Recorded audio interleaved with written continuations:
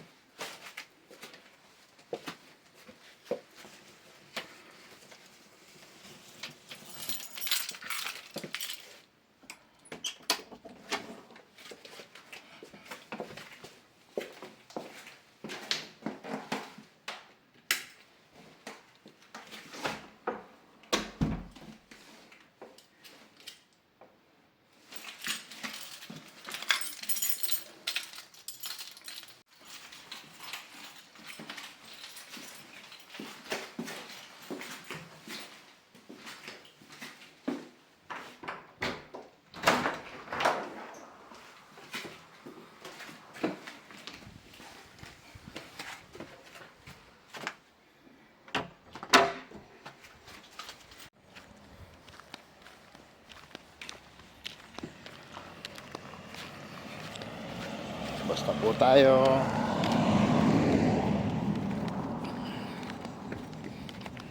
Ito po ang aming lugar.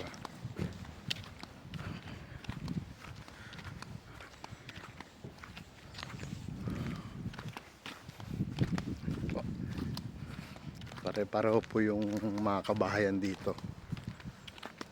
Pare-pareho sila.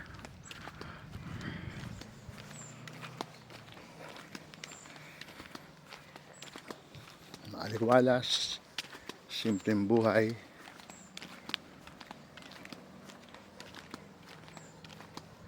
Sa mga nangangarap po dyan, makapag-abroad, kahit sa bansa po.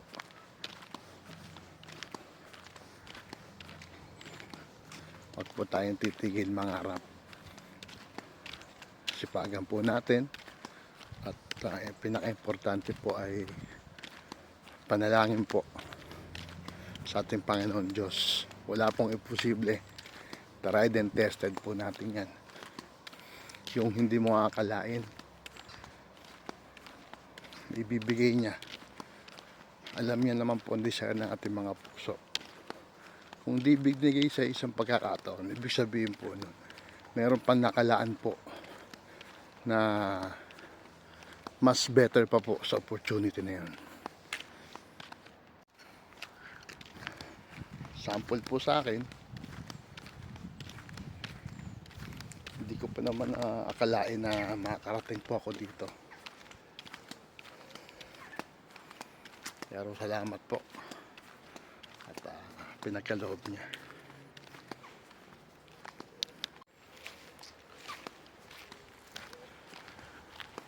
Simple lang po ang buhay rito.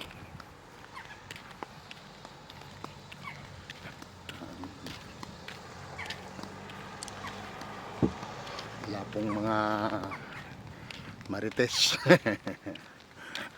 sa mga padi kasi wala namang mga tao, bira yung mga dumadaan, nagja-jogging.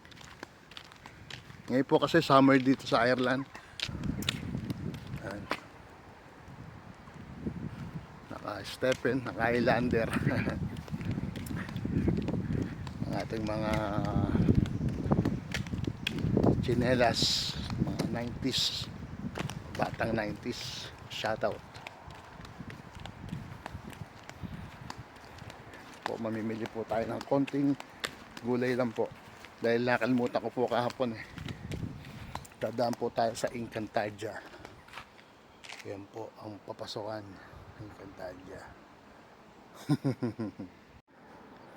Yan po ang daan. Paglabas po natin yan, makakasalubong natin si Imaw. Imaw. Yan po. Kalsada lang po yan paglabas.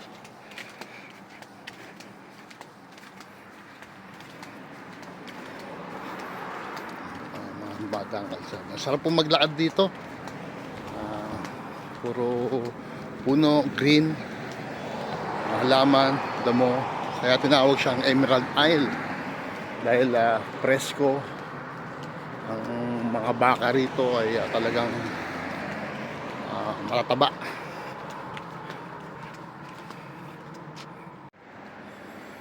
Yan po, meron po ritong mga tambayan ng mga estudyante rito kasi ngayon po bakasyon po ang estudyante.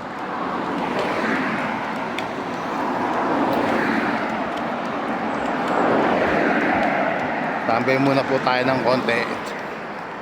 So, yan. Parang mini park lang kasi kapraso lang to eh. Ay, mga bench, dalawang bench lang. Paglabas mo, kalsado na ulit yan eh. Ito, dito tumatambay yung mga bata, mga estudyante, mga high school.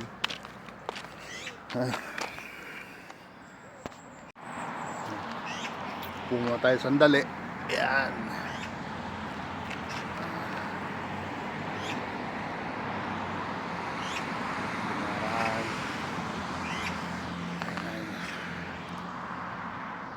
Napakalinis oh.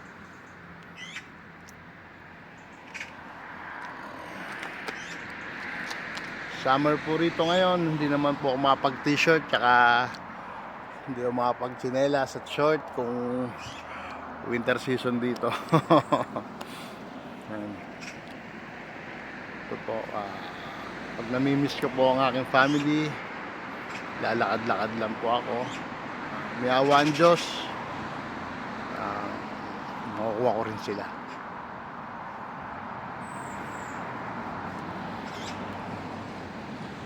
Lakad na po ulit tayo. Malapit lang naman dito ang grocery, ang Tesco. Nandito na po tayo sa Tesco. Yan po ang Tesco, ang grocery. Dito po, meron po silang mga tinatapo na mga bottle, ano, brown glass, cans, tinatapon nyo dyan. Mga brown, tapos yung mga white glass naman, yung mga puting bote, ito tinatapon.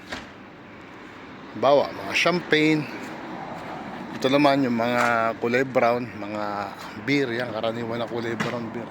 Ito naman, mga puting bote, yan, tinatapon nila dyan. Hindi sinasama sa basura. Merong particular na tapunan, iba pa yung mga basura, nakasegregate talaga. Ito naman po yung Wash Me, labahan, yung laundry. Yan, pwede kang mag laundry. Ayan, may mga machine, push button. Ayan. Ayan.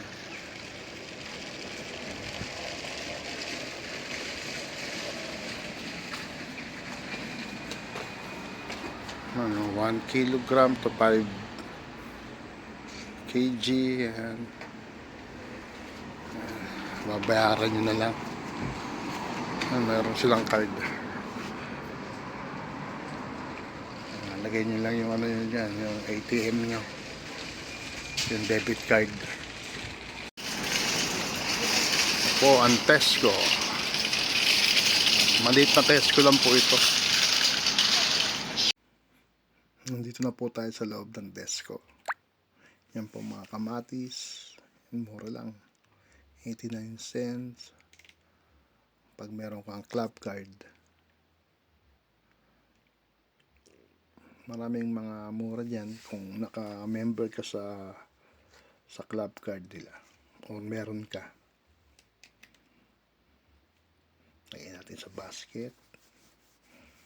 At ito pa yung mga ibang gulay kasi magsisinigang ako.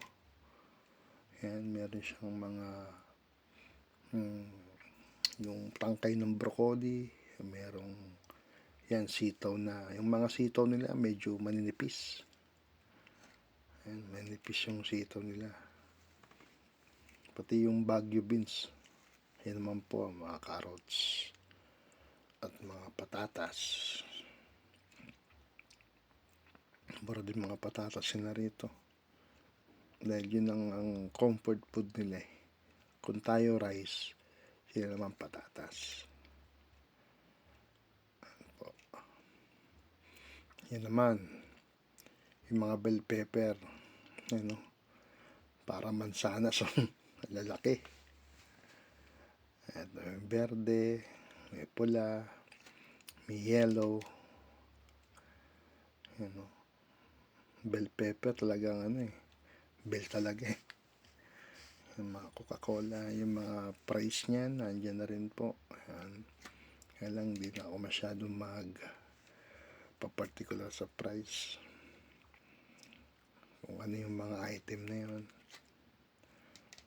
Pero may vlog rin po ako dati na presyoan. Pero siguro sa susunod na vlog ko, ay talagang yung mga basic needs.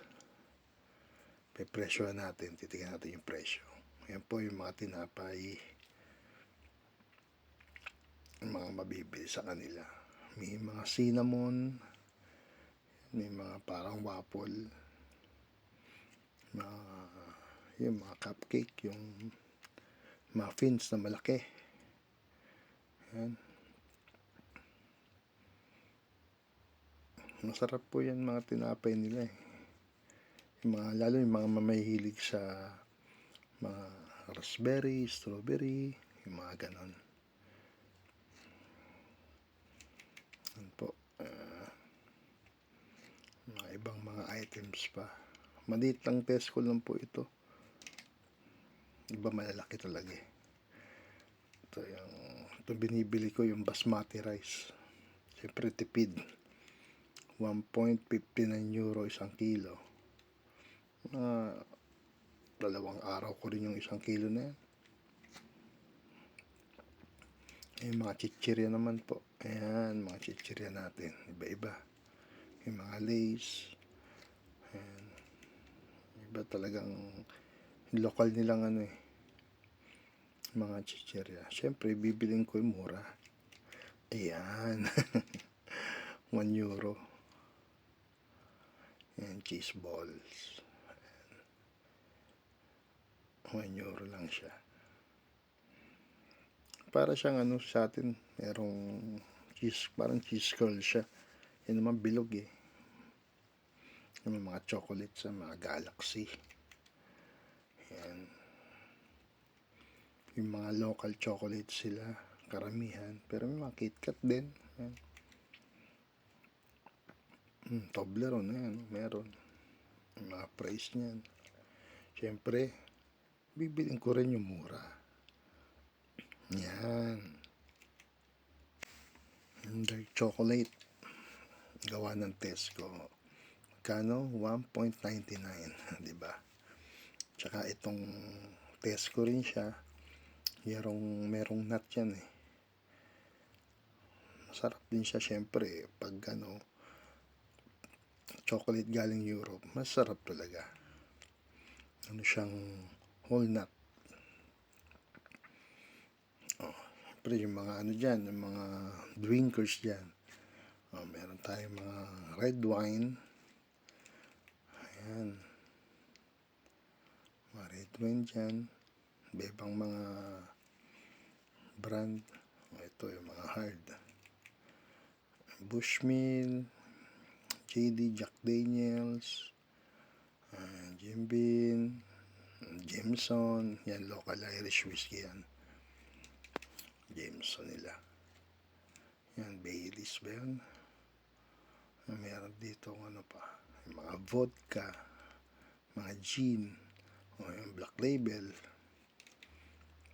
Yan. Ito yung mga white wine. Meron din silang mga white wine. Ito mga beer. Iba-iba. May mga Polish beer. Yan. White wine. Ang dami. Yan. Of course. Yan, Guinness. Yan. Yan ang Carlsberg. Heineken. Yan. advisor. Yan, dito na po tayo, bayad na po tayo. Then pauwi na. Ito nga po pala yung sa mga magkokross ka ng street, tatawid ka, meron kang pipindutin dyan. Tutunog siya. Tut, tut, tut, tut, tut. Pag nagberde naman, tut, tut, tut, tut, tut, maraming tunog na. Pauwi na po ako. Bye-bye po. God bless.